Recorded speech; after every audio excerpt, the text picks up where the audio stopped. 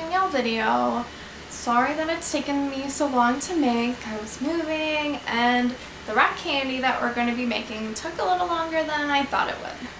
So this week in our video I'm going to show you how you can make rock candy, and you can either eat it or you can just observe how the sugar crystallizes. So in order to do the rock candy experiment, you will need parent permission because you will be using a stove. You would need a pot, water, sugar, food coloring, a glass cup or a plastic cup will work, and you will also need string and clothespin. So first you're going to fill your pot with water and bring it to a boil. Then you're going to slowly add sugar until it stops dissolving in the water. So you want to make sure that your water is fully absorbs as much sugar as you can fit into the pot. So once your water is boiling, you want to make sure not to overboil it because then the sugar in the water will start to burn and it won't work. Once you reach that point where all the sugar is dissolved and it's nice and warm, you're going to be very, very, very careful and pour the water into your cups. You want to make sure that it's pretty much full, but enough that you can carry it to a spot that you're going to leave it. Once you do that, you want to prepare your clothespin and string or a little stick, and you want to make sure that it's in the cup enough that it is in the water, sugar water, but not touching the bottom or any of the sides of the glass. And then you just wait for the sugar to crystallize on either the glass or on the string or stick, whatever you used, and then you can enjoy it and eat it.